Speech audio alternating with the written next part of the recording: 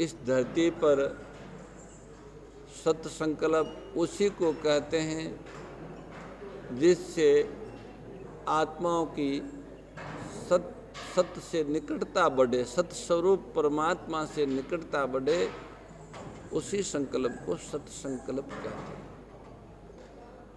सत्य स्वरूप परमात्मा की ओर बढ़ने के लिए सभी मनुष्यों को और सभी देहधारी आत्माओं को सात्विक वातावरण की आवश्यकता है।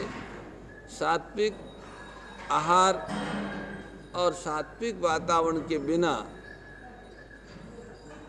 कोई भी सत्संकल्प को धारण नहीं कर सकता।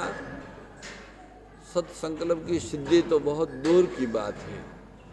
इसलिए सात्विक वातावरण निर्मित हो, उस हेतु हम सभी जहाँ है वहाँ रहकर सेवा और स्मरण इन दो साधनों को अपनाएं।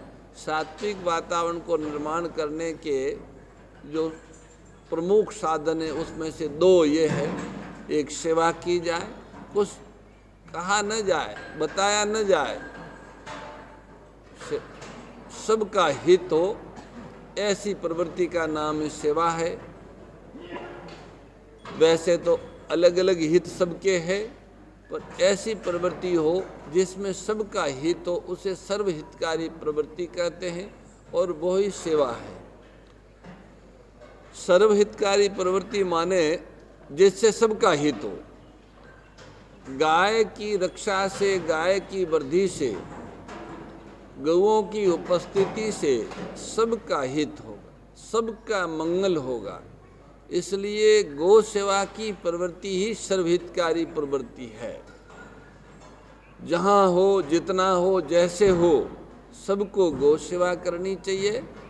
अपने अपने कर्तव्य का पालन करते हुए गौ सेवा आत्मा के लिए उसको प्रधान स्थान देते हुए गौ सेवा करनी चाहिए। कर्तव्य पालन शरीर के लिए और गौ सेवा शरीर के लिए, आत्मा के लिए।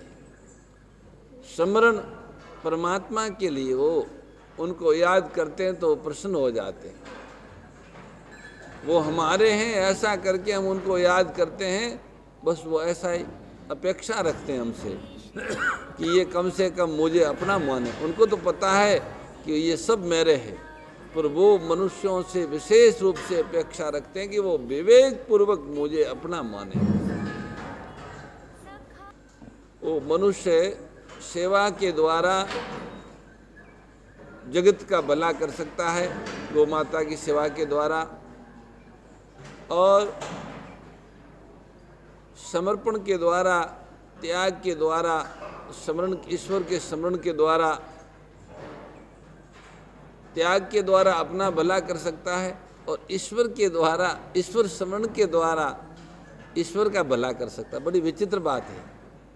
मनुष्य में तीनों सामर्थ्य दिया है भगवान ने। भला मानी सुख पहुंचा सकता है जगत को, आत्मा को और परमात्मा को। सेवा के द्वारा जगत को, त्याग के द्वारा आत्मा को, और प्रेम समर्पण के द्वारा परमात्मा को।